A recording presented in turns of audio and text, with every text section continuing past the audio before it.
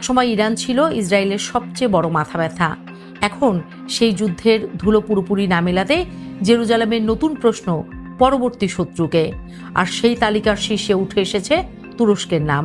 শুধু তাই নয়, আলোচনায় রয়েছে পাকিস্তান, মিশর ও সৌদি আরবও। ইসরায়েলের সাবেক প্রধানমন্ত্রী নাফতালি বেনেট সম্প্রতি দাবি করেছেন তুরস্কই হলো নতুন ইরান। তার অভিযোগ, আঙ্কারা সৌদি আরবকে ইসরায়েলের বিরুদ্ধে অবস্থান নিতে উৎসাহ দিচ্ছে এবং পারমাণবিক শক্তিধর পাকিস্তানকে সঙ্গে নিয়ে একটি সম্ভাব্য সুন্নি অক্ষ গড়ে তোলার চেষ্টা করছে।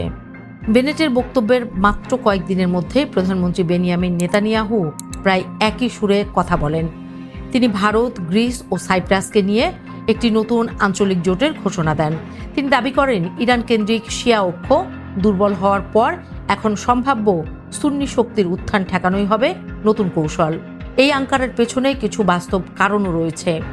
তুরস্কের হাতে ন্যাটোর দ্বিতীয় বৃহত্তম সেনাবাহিনী, প্রায় 3,55,000 সক্রিয় সদস্য এবং $27 বিলিয়ন বেশি প্রতিরক্ষা বাজেট। দেশটির নিজস্ব প্রতিরক্ষা শিল্প এখন বিশ্বের অন্যতম ড্রোন নির্মাতা। তাদের অত্যাধুনিক যুদ্ধ ড্রোন কিজিল এলমা ইতিমধ্যে সফলভাবে ক্ষেপণাস্ত্র দিয়ে আকাশের লক্ষ্যবস্তু ধ্বংসের পরীক্ষা দিয়েছে। পাশাপাশি পূর্ব ভূমধ্যসাগরে তুরস্কের নৌ উপস্থিতিও দ্রুত বাড়ছে। অন্যদিকে মিশরও আর 1967 সালের দুর্বল প্রতিপক্ষ নয়। বর্তমানে দেশটির প্রায় 4.5 লাখ নিয়মিত সেনা ও 8 লাখ রিজার্ভ সদস্য রয়েছে।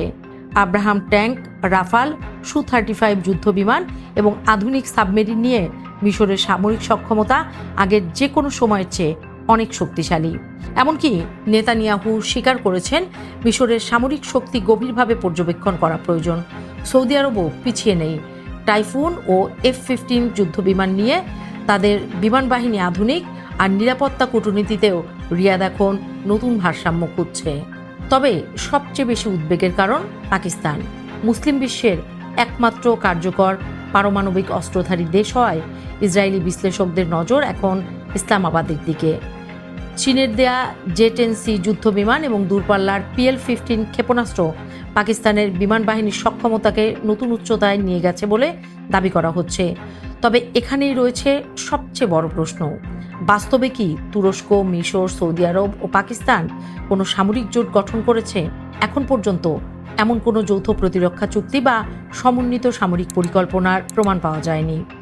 বরং অনেক আন্তর্জাতিক বিশ্লেষক বলছেন এই নতুন হুমকির আলোচনা অনেকটা ইসরায়েলের অভ্যন্তরীণ রাজনীতির সাথে সম্পর্কিত। সামনে নির্বাচন এবং রাজনৈতিক চাপের মধ্যে একটি বাহ্যিক শত্রুর ধারণা জনমতকে প্রভাবিত করতে পারে।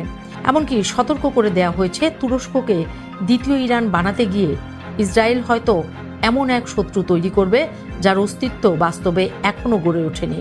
অর্থাৎ মধ্যপ্রাচ্যে নতুন সংঘাতের আশঙ্কা যতটা সামরিক বাস্তবতার প্রশ্ন, তার চেয়ে কম নয় রাজনৈতিক কৌশল ও পারস্পরিক অবিশ্বাসের গল্প।